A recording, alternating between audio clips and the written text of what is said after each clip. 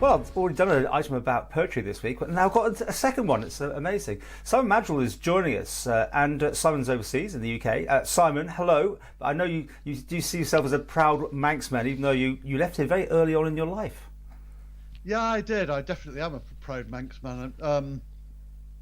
Used to come back every year, though. My dad was a college lecturer, so we had 4 weeks. 4 weeks every summer we used to come back to the island, and I've got lots of family still there, so... And your poetry is inspired by the Isle of Man? Well, the particular collection I've just launched is, I mean, I write other poetry as well, but my main project at the moment is writing poetry inspired by the island, and I've already got another 20 odd poems that hopefully will go towards a Manx collection. Fantastic. Well, tell us about this particular collection, the pamphlet you brought out. Yeah, well, Throatbone, the name is inspired by, I don't know if you probably can't see it, but I've got a crossbollen around my neck, which I'm sure you know is Manx Gaelic for wrasse cross, which is the throat bone of a wrasse fish, which was used traditionally by fishermen as a good luck charm, a fisherman's St. Christopher, a Manx St. Christopher, if you like. And also I know my step-grandmother used to carry one around in her purse as well. It was also used as sort of as an amulet. And I guess that sums up some of the poems in the book. I mean, Annie Kissack has sort of described it as a very ambivalent sort of collection, and I would say, to be honest, if it's ambivalent, there's a lot more of the love in it than there is of the hate in it. I mean, it covers lots of subjects. I mean, lots of places in the Isle of Man that inspire the poetry, from Mule Circle to Pool Vash and the Calf of Man. But also there are poems that look at the history of the Isle of Man, particularly queer history, and there's quite a few poems that have sort of taken inspiration from some of the old Manx poets like T. Brown and Mona Douglas. That's beautiful. Do you get much chance to come back here? You say, obviously, the minute you're not getting back, but you've written these already, and no doubt you're wanting to get back sometime soon, yeah? Yeah. Thanks for the reminder. I was out 4 times last year, I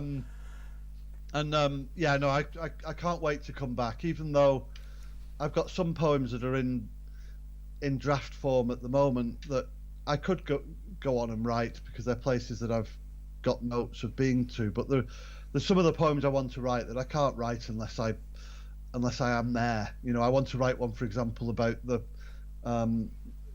Maghull crosses, and even though obviously you can do a lot of research on it, I need to be there and sit with them and touch with them to write about them. So I can't wait to be let back in without having to live in a cave for 2 weeks.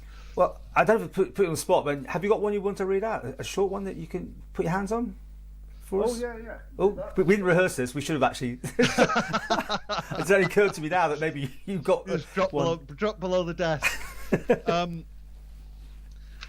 Well, why don't I read you the first one in the thing, which is probably my favourite poem. It's after a poem by Mona Douglas that or is inspired by Mona Douglas's poem called The Tholton, and it's called Threads.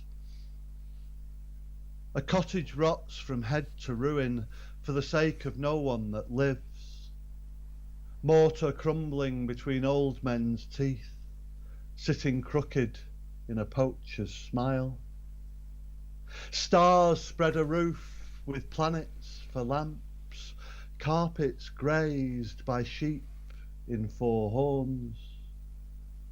History swept doorways blow shadows of a father before a child-bearing hearth.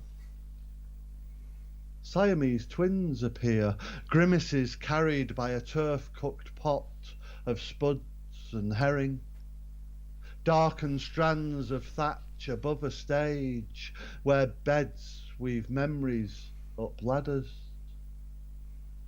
Iron smelting through veins our hands. A smithy making of it what we will. Or soil flowing through our veins, hands, a smithy making of it, what we will. Or soil flowing through our veins, hands, a farmer growing things that will sell. Or rhubarb crowned fields for champagne glass and shedfuls of gorse flowered gin. Very nice. Thank you very much for reading that to us. I love the passion you put into that as well. It's really great. While you've got the book there, do you want to hold it up and show the cover so we can see that? Yeah, sure. Yeah. Oh, lovely. That's really nice. So where's that available? I actually did the artwork too.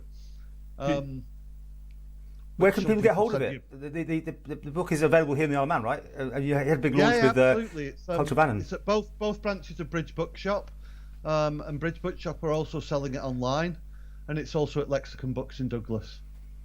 Fantastic. Well, we wish you well for your return. There may be some light at the end of the tunnel, but don't hold your breath too long at the moment for that.